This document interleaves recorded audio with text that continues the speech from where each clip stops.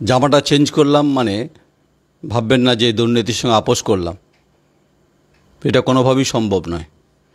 অন্তত thequery.com নয়ন রায় সেটা করে না। নয়ন রায়ের কমিটমেন্ট, দ্য কোয়েরির কমিটমেন্ট জনগণের প্রতি, ছাত্র এবং ছাত্রী সমাজের প্রতি। এই ইস্যুটা আগেও হয়েছে, এই দুর্নীতির কথা আগেও প্রকাশ পেয়েছে। তাই শহর বর্ধমানের মানুষ হয়তো ভুলে গেছেন, তাই আপনাদেরকে রিপিট করিয়ে দিচ্ছি, মনে করিয়ে দিচ্ছি একবার। ইতিহাসটাকে রিপিট করাচ্ছি, হিস্ট্রি রিপিট। অনেকে বলে ইতিহাসের রিপিট করা কাম্য নয়, কাঙ্ক্ষিত নয়, এরকম অনেকে বলেন।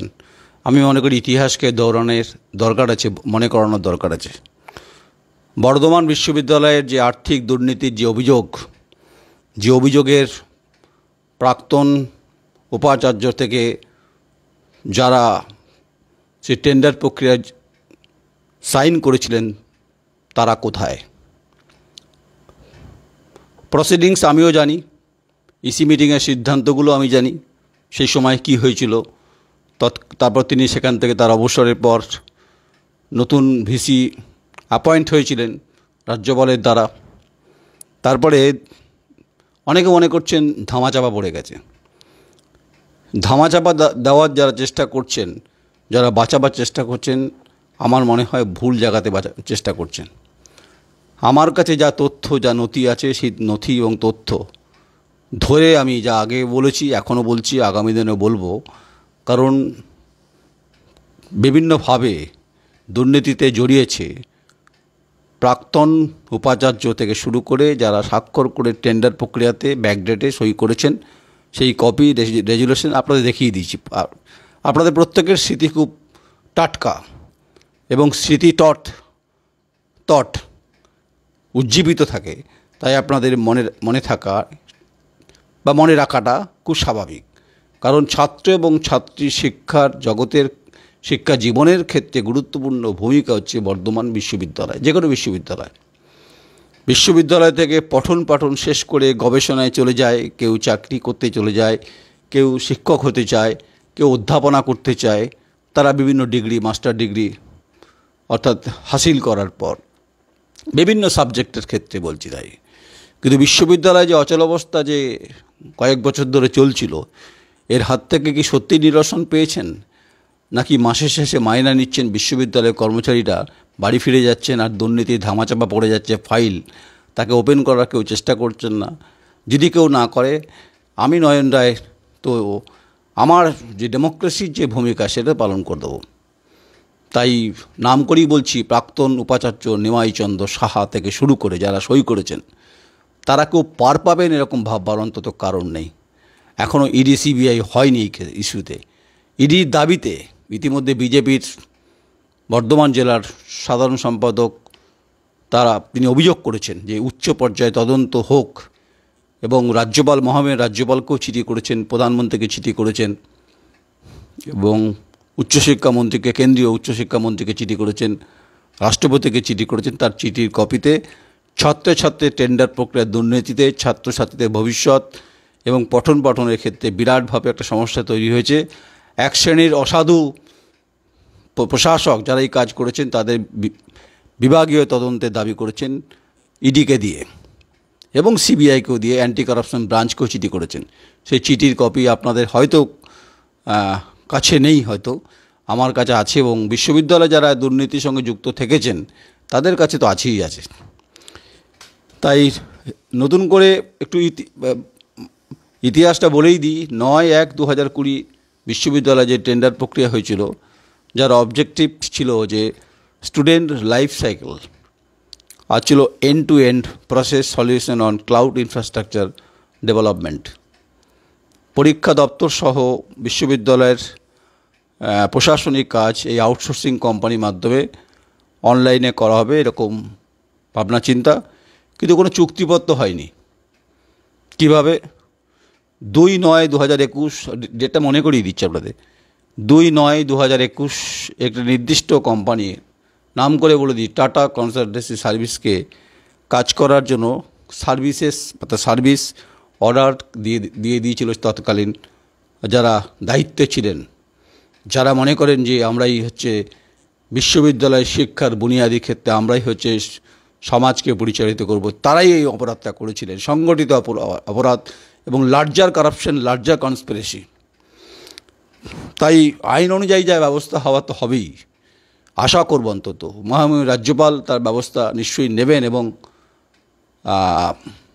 আর রাজ্যপালের একটা বিষয় নিয়ে আপনাদের আলোচনা করব, সে কাগজও আমার হাতে এসে পৌঁছেছে, যে কীভাবে এই দুর্নীতিতে অনেকের নাম জড়িয়েছে বিভিন্নভাবে, সেগুলো আলোচনা হবে একদিন, কাগজপত্র নিয়ে হবে। তাই তৃণমূল কংগ্রেসের যারা দায়িত্বে রয়েছেন তারা আশা করি আমাকে কাউন্টার করবেন, দায়িত্ব নিয়ে করবেন। যারাই কাউন্টার করবেন তাদের বাড়িতে গিয়ে আমি কাগজ দেখিয়ে আসবো যে আমি 1 ইঞ্চি মিথ্যা কথা বলছি না, তার জামাটা পাল্টাচ্ছি না। দুর্নীতির জামা আমি পড়িনি, কারণ দুর্নীতি করেছেন আপনাদের শাসনকালের শিক্ষা ব্যবস্থার ক্ষেত্রে প্রাক্তন শিক্ষামন্ত্রী জেলে। আর একটি বিশ্ববিদ্যালয় যার সুনাম সারা ভারতবর্ষে, সে বিশ্ববিদ্যালয়ের টেন্ডার প্রক্রিয়াতে কয়েক কোটি টাকা দুর্নীতি হয়েছে, পাইয়ে দেওয়ার অভিযোগ উঠেছে। তৎকালীন ভাইস চ্যান্সেলর থেকে শুরু করে প্রশাসক যারা ছিলেন তারা যুক্ত ছিলেন, ইনভলভমেন্ট ছিলেন। সেই নথি, রেজুলেশন, ইসি মিটিংয়ের কপি প্রত্যেকটি আমার কাছে রয়েছে। তাই কোর্টে দেখা হবে, বারবার করে বলি, চ্যালেঞ্জ করছি, দম থাকলে কোর্টে দেখা হবে। এরপরে যে পার্টটা নিয়ে আলোচনা করব, যে কিভাবে দুর্নীতিটাকে ঢাকা দেওয়ার চেষ্টা চলেছে কয়েকটা শ্রেণী, কয়েকটা প্রশাসকের মাথা, তাদের তো আলোচনা হবেই, তাদের নাম উঠে আসবে। পরিষ্কার কথা, পরিষ্কারভাবে বলি যে কেরলের মতো একটি বিশ্ববিদ্যালয়ের যাদের ইনফ্রাস্ট্রাকচার বেশি, গতি বেশি, চাকরির তাদের স্টুডেন্ট বেশি, ল্যাব বেশি, টেকনোলজি বেশি, ক্লাসেস বেশি, এবং সেখানে তারা পড়াশোনার মান বেশি, এরিয়া বেশি, তাদের যদি খরচাটা হয় 1 কোটি সামথিং, তাহলে বর্ধমান বিশ্ববিদ্যালয়ের পরিমাণটা 30 কোটির কাছাকাছি কী করে গেল? এর উত্তর কে দেবে? তাহলে টিসিএস কোম্পানিকে কেন ইউজিসি এবং রাজ্য সরকারের টেন্ডার প্রক্রিয়াকে উপেক্ষা করে এই টেন্ডার পাইয়ে দেওয়া হয়েছিল? তার পরিপ্রেক্ষিতে 5ই জুন তারা বলেছিলেন যে তারা যদি পেমেন্ট না পান, প্রথম ধাপের পেমেন্ট না পান, তাহলে কিন্তু তারা কাজ বন্ধ করে দেবেন। এটা প্রত্যেকের মনে আছে, সেই সময় আমরা বলেছিলাম। তাই যে ডিপার্টমেন্ট এবং ইন্টারনাল অডিট ডিপার্টমেন্ট কী করছিলেন, কী করে চলে গেল সেই ফাইল, এবং সে ফাইল উচ্চশিক্ষা দপ্তরে এক স্পেশাল সেক্রেটারি তিনি ফিরিয়ে দিলেন। তিনি বলেছেন আমি দায় নেব না, খুব স্বাভাবিক। তাই 5 কোটির ওপর কিছু পেমেন্ট টিসিএস তারা প্যাডে চিঠি করেছিলেন, সেটা নিয়েও জলগোলা হয়েছে। বিশ্ববিদ্যালয় চলছে, কিন্তু বিশ্ববিদ্যালয়ে পঠন পাঠনও চলছে, কিন্তু বিশ্ববিদ্যালয়ে সব কিছু চলছে, কিন্তু বিশ্ববিদ্যালয়ের ভাইস চ্যান্সেলর নিয়ে অনেক টালবাহানা চলছে। যারা অধ্যাপক তারা গাড়িতে চেপে যান, মানে ডিন যারা দায়িত্বে আছেন, কন্ট্রোলার, এক্সামিনার বা রেজিস্ট্রার, তারা বিশ্ববিদ্যালয়ে গাড়িতে যাওয়া আসা করেন। তেল তাদেরকে বিশ্ববিদ্যালয় দেয় ঠিকই, কিন্তু বিশ্ববিদ্যালয়ে যে দুর্নীতির মধ্যে যে তাদের বিভিন্ন ক্ষেত্রে নাম উঠে আসছিল, তো তারা কি করবেন?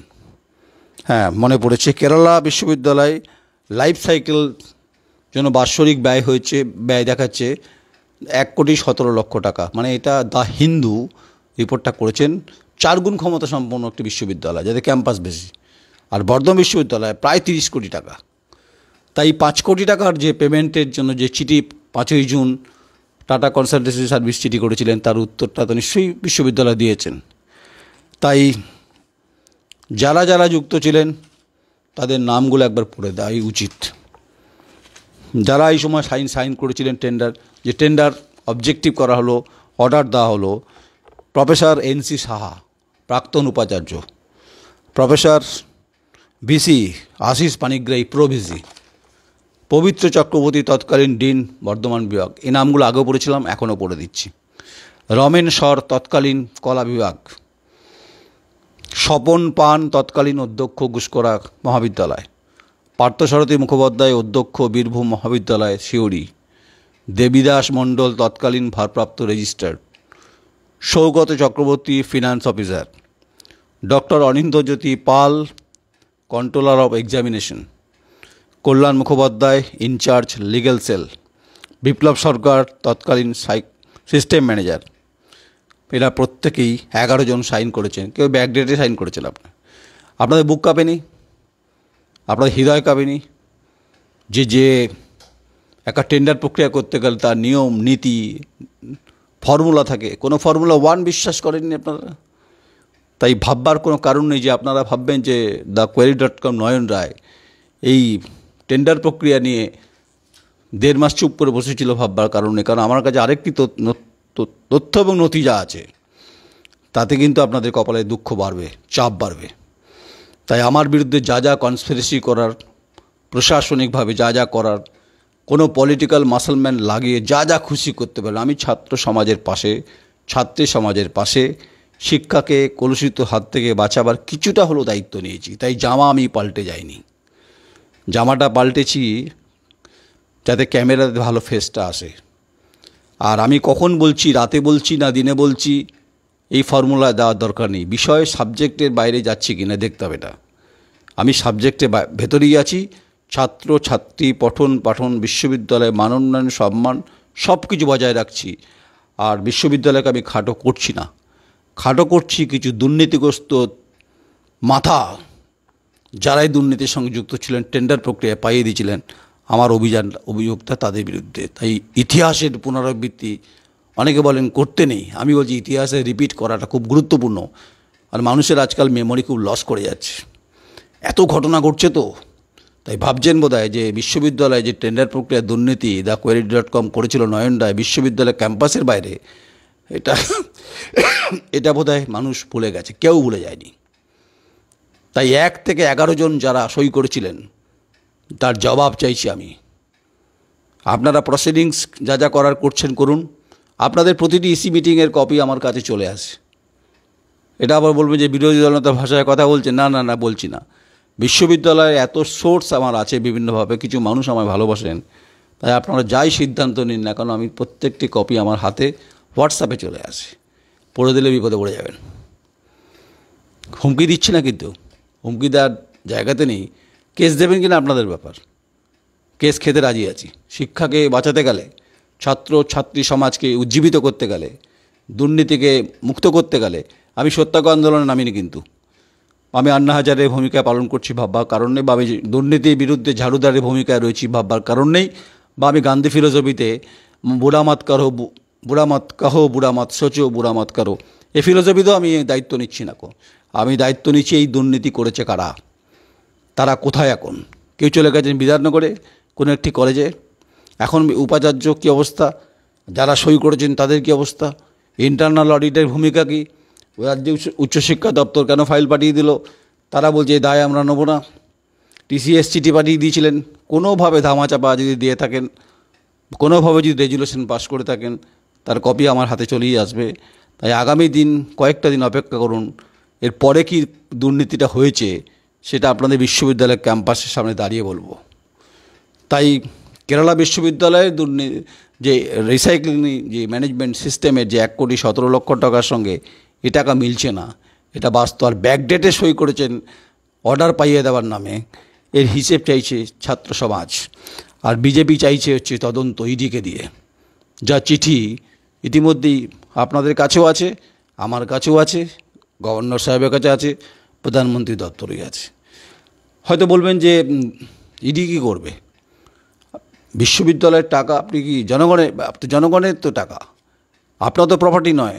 বিশ্ববিদ্যালয়ের যারা অধ্যাপক আছেন, যারা ডিন ফ্যাকাল্টি অফ আর্টস, যারা ভিসি ছিলেন, তাদের তো পার্সোনাল প্রপার্টি নয়।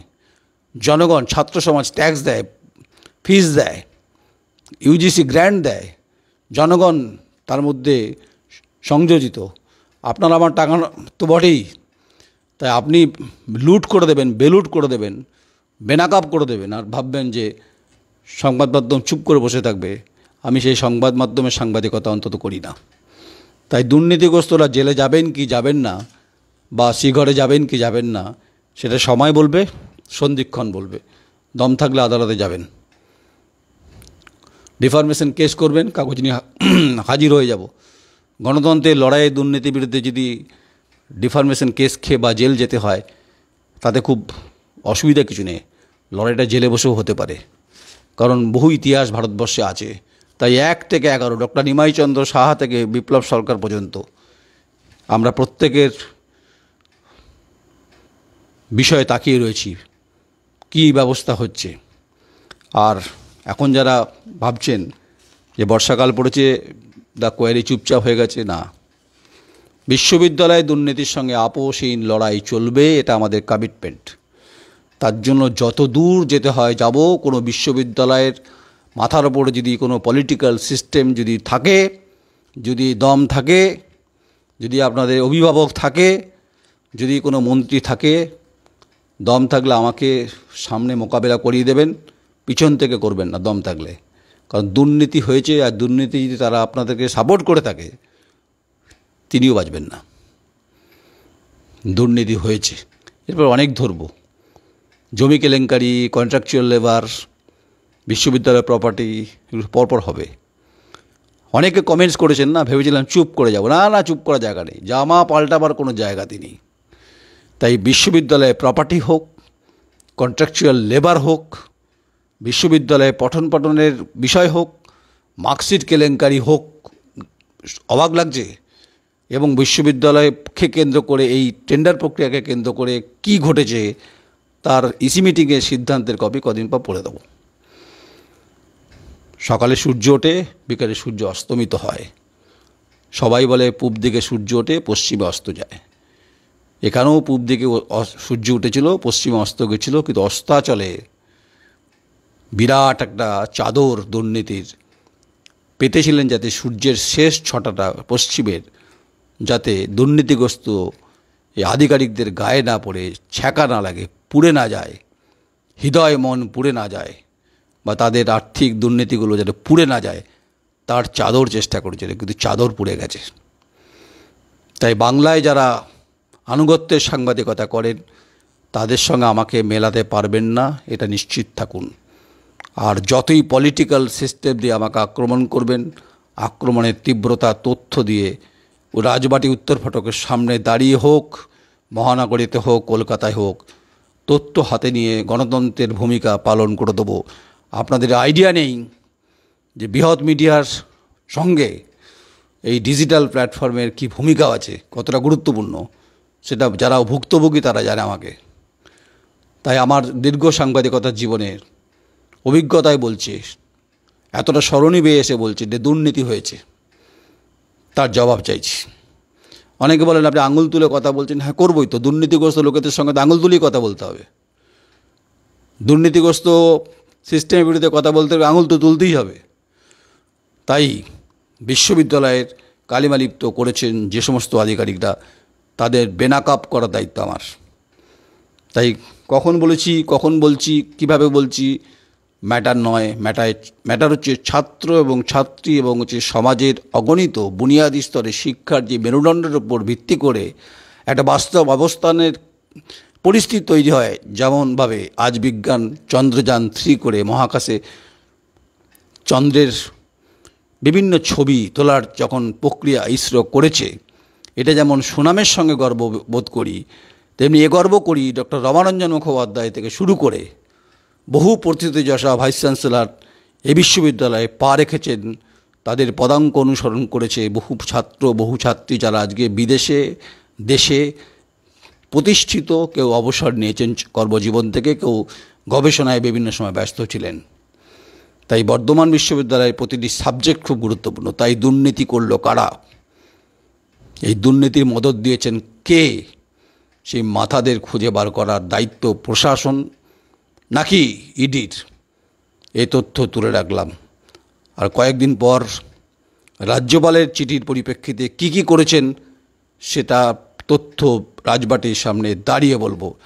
যত আক্রমণ করবেন, কমেন্টস করবেন, তত প্রপার্টি নিয়ে, তথ্য নিয়ে, হেরিটেজ নিয়ে কথা বলবো, কন্ট্রাকচুয়াল লেবার নিয়ে কথা বলবো।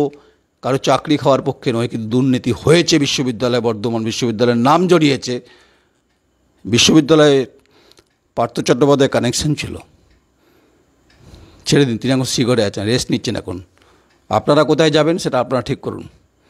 দুর্নীতি যদি প্রমাণ করতে, আপনারা যদি দুর্নীতির মুক্ত প্রমাণ করতে পারেন, মানুষ মনে রাখবে।